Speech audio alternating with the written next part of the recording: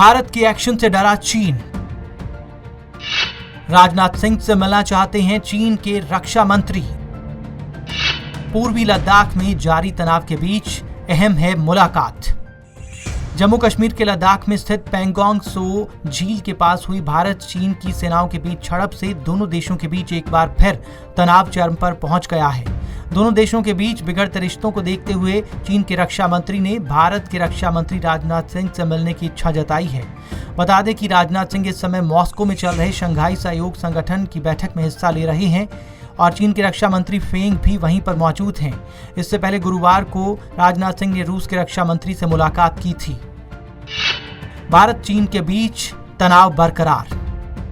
पूर्वी लद्दाख में LAC पर पिछले कई महीने से चले आ रहे तनाव के बाद दोनों देशों की सेनाएं आमने सामने आ गई हैं। दोनों ही देश सीमा विवाद के मसले पर पीछे हटने को तैयार नहीं हैं।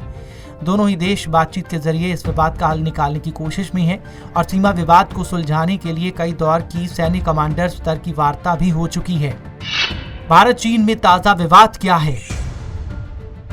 पेंगोंग झील के दक्षिणी किनारे पर 29-30 की दरमियानी रात और 31 अगस्त की रात चीनी सेना की ओर से घुसपैठ की कोशिश के कारण बढ़ा तनाव, जिसके बाद पेंगोंग झील के उत्तरी इलाकों से चीन को अपने सैनिकों को पीछे हटाने के लिए भारत कह रहा है और चीन की कारस्तानी के कारण ही ब्रिगेडियर स्तर की पहले 4 दिन हुई वार्ता में कोई हल नहीं निकल पाया। गुरुवार को 5वें दिन की बैठक से भी किसी तरह के नतीजों के संकेत नहीं मिले। पूर्वी लद्दाख में पेंगोंग झील के दक्षिणी किनारे में भारतीय क्षेत्र पर चीनी कब्जे के असफल प्रयास के बाद क्षेत्र में तनाव और बढ़ गया है। ऐसे समय में यह हुआ जब दोनों देश सीमा पर गतिरोध को सुलझाने के लिए कूटनीतिक और सैन्य वार्ता में लगे हैं। भारत ने पेंगोंग झील के दक्षिणी तट पर कई सामरिक ऊंचाइयों पर कब्जा कर लिया है और किसी भी चीनी कार्रवाई को विफल करने के लिए क्षेत्र में फिंगर 2 और फिंगर 3 क्षेत्रों में अपनी उपस्थिति को मजबूत किया। भारत के इस कदम पर चीन को ऐतराज है। उम्मीद है कि आज दोनों देशों के रक्षा मंत्रियों की बैठक से जल्दी और पूरी तरह से सेनाएं पीछे हटाने और LAC पर तनाव कम करने में मदद मिलेगी।